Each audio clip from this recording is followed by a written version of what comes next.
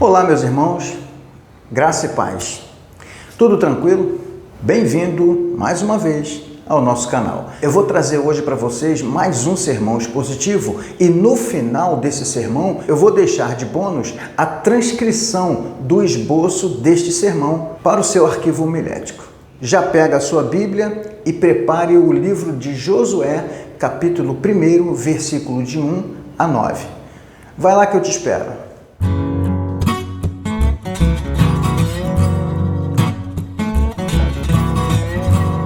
Graça e paz. Pastor Clóvis aqui. Vamos fazer uma breve exposição de Josué, capítulo 1, versículos de 1 a 9. Como não poderia deixar de ser, a primeira coisa é a leitura do texto. Vamos lá.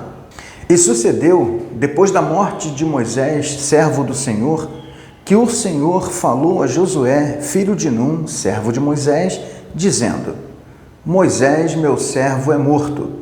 Levanta-te, pois, agora, passa este Jordão, tu e todo este povo, à terra que eu dou aos filhos de Israel. Todo lugar que pisar a planta do vosso pé, vô-lo tenho dado, como eu disse a Moisés. Desde o deserto e desde este Líbano, até o grande rio, o rio Eufrates, toda a terra dos heteus e até o grande mar, para o poente do sol, será o vosso termo. Nenhum se susterá diante de ti todos os dias da tua vida. Como fui com Moisés, assim serei contigo. Não te deixarei, nem te desampararei.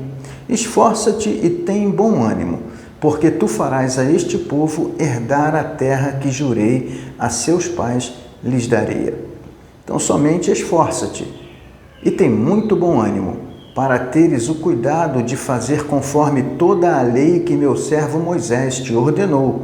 Dela não te desvies, nem para a direita, nem para a esquerda, para que prudentemente te conduzas por onde quer que andares.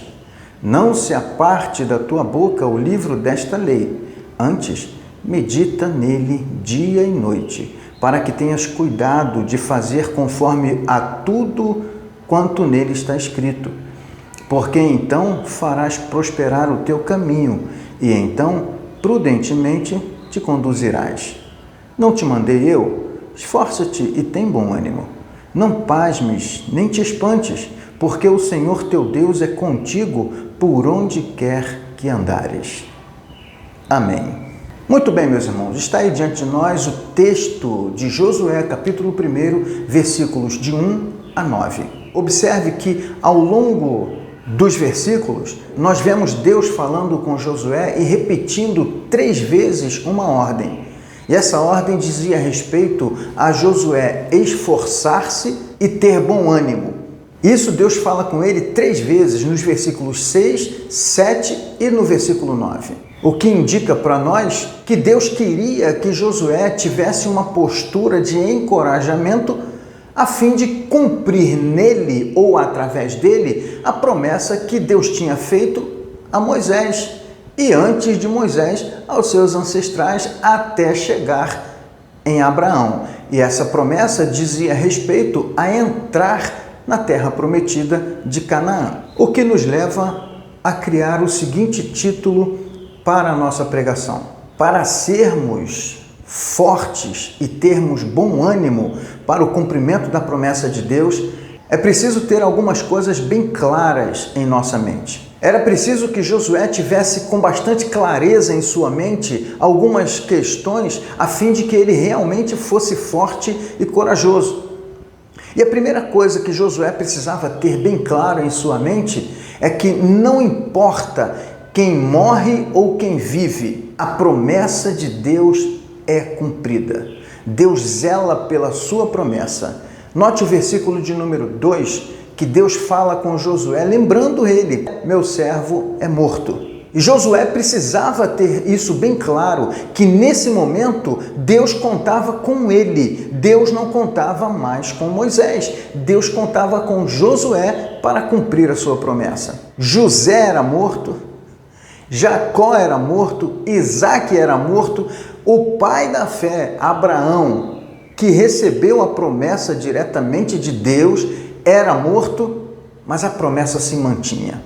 Josué precisava ter muito claro em sua mente que não há ninguém cuja vida ou a morte seja capaz de anular o cumprimento da promessa feita por Deus.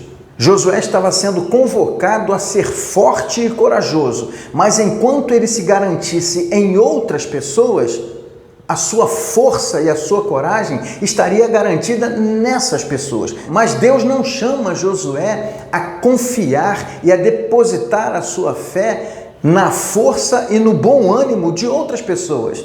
Deus queria que ele tivesse força e bom ânimo. Moisés era morto, agora é com Josué. A segunda coisa que Josué precisava ter claro em sua mente é que para ser forte e corajoso, ou ser forte e ter bom ânimo, para experimentar o cumprimento da promessa de Deus, era necessário disposição. No versículo 2 ainda, depois de dizer para Josué que Moisés era morto, Deus dá uma ordem no modo imperativo: levanta-te. Ou, em algumas versões, dispõe-te. Josué precisava ter claro em sua mente que para ter o privilégio de participar do cumprimento daquela promessa feita aos seus ancestrais e agora passada para ele, não era uma tarefa para gente preguiçosa, não era uma tarefa para gente passional, era uma tarefa para quem estivesse disposto a levantar-se e ter atitudes de quem está sendo usado por Deus. Não faria sentido algum Deus chamar um homem que não estivesse disposto a trabalhar para Ele, a servi-lo, a enfrentar inimigos, a enfrentar desafios. Aliás, o próprio cumprimento da promessa de Deus já se constituía em si um grande desafio. Portanto, era um desafio para que alguém imbuído de senso de responsabilidade, de dever e de privilégio pudesse se dispor. E esta disposição caracterizaria a força e o bom ânimo necessário. Em terceiro lugar, Josué precisava ter em mente também muito claro que para ser forte e ter bom ânimo, era necessário aceitar e assimilar o que era mais importante. E no caso do texto, Josué estava sendo lembrado por Deus do mais importante, que são duas coisas. A primeira é que ele não estaria só. Moisés não estaria ali com ele, mas Deus estaria. Olha o que diz o texto no versículo de número 5. Nenhum se susterá diante de ti todos os dias da tua vida. Como fui com Moisés, assim serei contigo. Não te deixarei, nem te desampararei. Quando Josué se deparasse com os desafios de desfrutar do privilégio de participar do cumprimento da promessa de Deus para o seu povo, esses desafios iam exigir que Josué fosse forte e tivesse bom ânimo. Todavia, o mais importante de tudo diante dos desafios era que Josué tivesse absoluta convicção de que Deus estaria com ele, amparando-o e sustentando naquela empreitada. Mas tem uma última coisa que o texto nos apresenta que nós devemos entender que precisava ficar claro na mente de Josué para que ele pudesse aceitar o desafio de ser forte e ter bom ânimo. Era a necessidade de entender aquela tarefa como uma tarefa altruísta. Não era algo que Josué precisava se aproveitar para se projetar, para dar fama ao seu nome. Não. Josué precisava ter em mente claro que não se tratava dele, mas se tratava da promessa de Deus para o seu povo. Não era algo para ele. Ele estaria sendo apenas um instrumento, tendo o privilégio de fazer parte do processo como uma ferramenta usada por Deus para abençoar o seu povo. Olha o versículo de número 6, o que diz: esforça-te e tem bom ânimo, porque tu farás a este povo herdar a terra que jurei a seus pais lhes daria. O egocentrismo não pode fazer parte da agenda de desafios de Josué nesse momento. Josué tinha à frente grandes desafios e tinha também diante de si o privilégio e a honra de participar como instrumento nas mãos de Deus para algo maravilhoso, mas ele precisava ter claro em sua mente que não se tratava dele, se tratava do privilégio de ser usado por Deus para abençoar o seu povo, para cumprir a promessa de Deus para o povo. Essas são as 4 coisas que Josué precisava ter em mente para que pudesse ser forte e ter bom ânimo para cumprir as promessas de Deus. Eu gostaria de aplicar esse sermão em 2 instâncias na sua vida. Primeiro, existem promessas pessoais e particulares que eu não tenho competência para julgar ou para avaliar, que Deus colocou em seu coração. Essas coisas que Josué precisava ter claras em sua mente, a fim de cumprir a promessa de Deus na sua vida e na vida do seu povo, valem também para você, nas promessas pessoais, nas promessas particulares que Deus tem para você. Primeiro, não importa quem morreu ou quem viveu, a promessa quem fez foi Deus. Segundo, tenha disposição para servir a Deus, para ser fiel a Deus, para se manter na presença dele, a fim de ser forte e ter bom ânimo para que a promessa dele se cumpra na sua vida. Em terceiro lugar, não esqueça o mais importante: você só vai encontrar a força e o bom ânimo necessário para o cumprimento das promessas de Deus para a sua vida se você não esquecer que Ele está contigo. Ele não te desampara, Ele não te deixa só. E também não pode esquecer a segunda coisa mais importante, que é focar na palavra de Deus. Ela é um instrumento norteador da sua caminhada, da sua vida. E para você ser forte e ter bom ânimo, para enfrentar a vida e receber as promessas que Deus tem para você, é necessário focar em sua palavra, em entendê-la e em obedecê-la.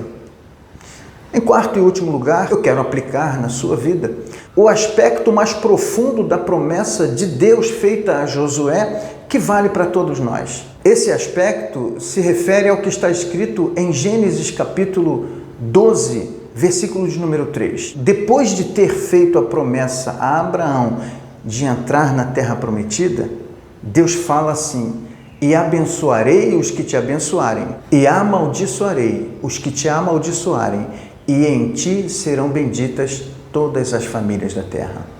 Quando Deus fala que em ti serão benditas todas as famílias da terra, Ele está estabelecendo uma abrangência universal, porque de Abraão sairia aquele que seria o Salvador de todas as pessoas da terra. E isso vale para você e vale para mim.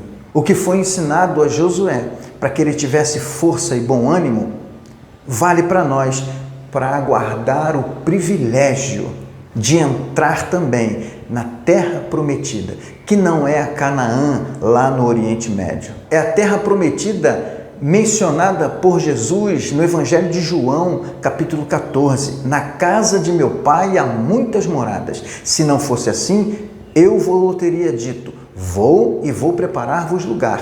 E quando eu for e vos preparar lugar, voltarei para vós, para levar-vos, a fim de que onde eu estiver, estejais vós também.